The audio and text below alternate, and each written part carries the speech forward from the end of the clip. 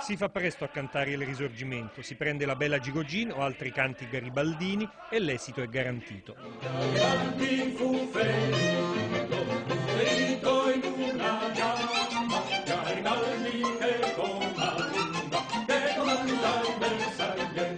Ma spostatevi un po' a Napoli, che dall'intero processo unitario non può dire d'aver guadagnato granché, ed è tutta un'altra musica. Già, come suona la musica risorgimentale dalla prospettiva partenopea?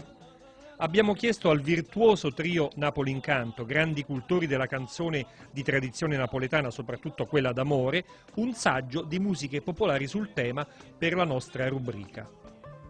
Ma prima di cantarvi delle questioni di 150 anni fa inerenti all'unità d'Italia e all'annessione del ricco e glorioso regno di Napoli, bisogna ricordare che la prima grande lotta di resistenza del popolo del sud verso lo straniero invasore avvenne nel 1799, quando le armate napoleoniche e i giacobini crearono a Napoli la Repubblica Partenopea, che però durò soli 6 mesi a causa dell'insorgenza dei Lazzaroni. Questi vandeani napoletani mal sopportavano le violenze subite in nome della libertà, che illuministicamente voleva oscurare una tradizione cara a tutto il popolo basso.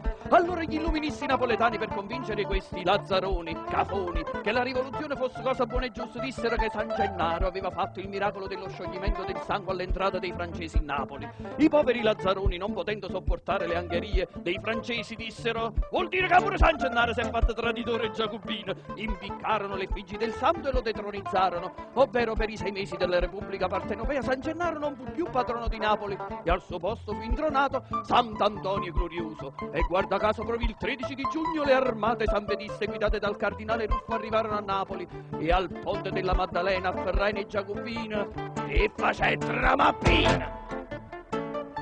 Chi tiene pane e vino ha da essere giacobino, chi tiene pane e vino ha da essere giacobino.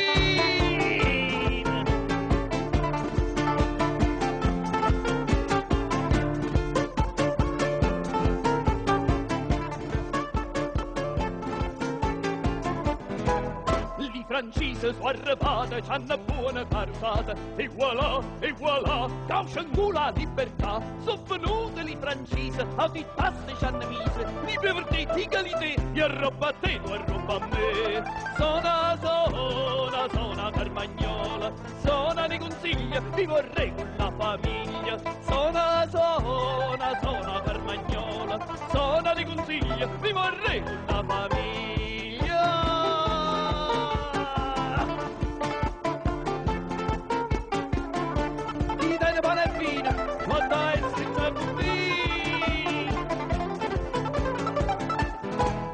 Alla fine c'è da giugno Sant'Antonio Glorioso e signore si birbanda e facettero mazza tanta. Viva Tata Maccarona che rispetta la religione, giacobini ad ammare che va bruciano patara. Sona Carmagnola, sona di consiglio, vi vorrei con la famiglia. Sona Carmagnola, sona di consiglio, vi vorrei con la famiglia.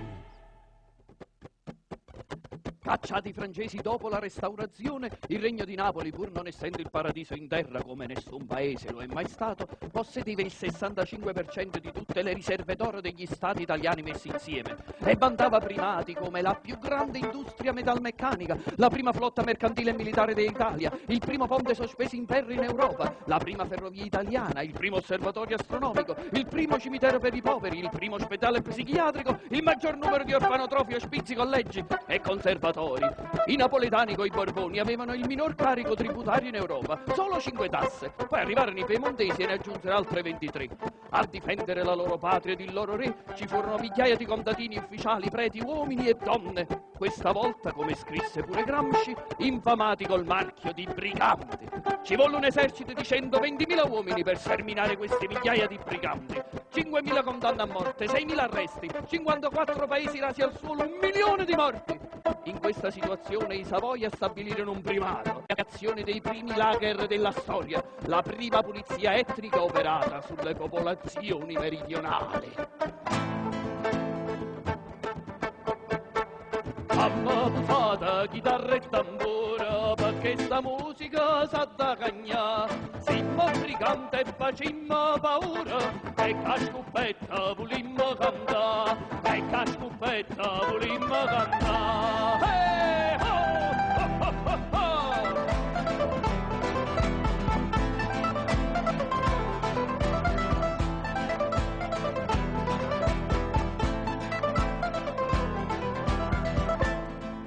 Cantamma sta nuova canzone, tutta la gente se la bambara. Noi combattimmo per re e Borbona, e a terra nostra non s'ha dato un po', e a terra nostra non s'ha dato un po'. Hey, ho, ho, ho, ho, ho.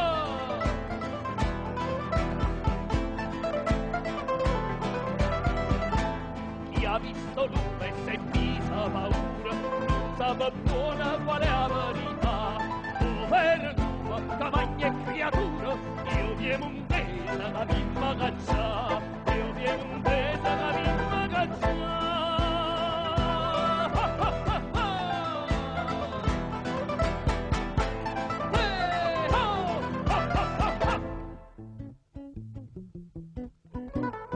Camillo Benso, conte di Cavour, per fare le guerre espansionistiche, aveva provocato un enorme debito pubblico allo Stato piemontese.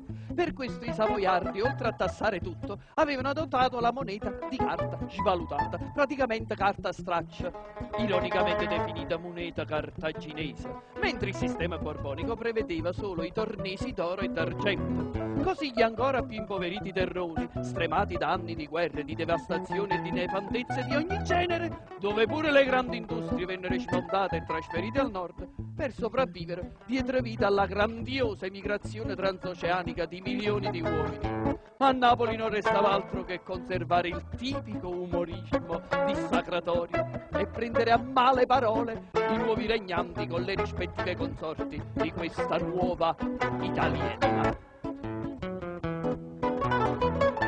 O Italiella, o Italia, o Italiella, o Italia, ti fatta la bandiera Italia, ti fatta la bandiera Italia, te l'hai fatta di 3 colori e noi siamo rimasti all'ora e forte fama scritta come ci fece mamma. O Italiella, o Italia, o Italiella, o Italia, hey!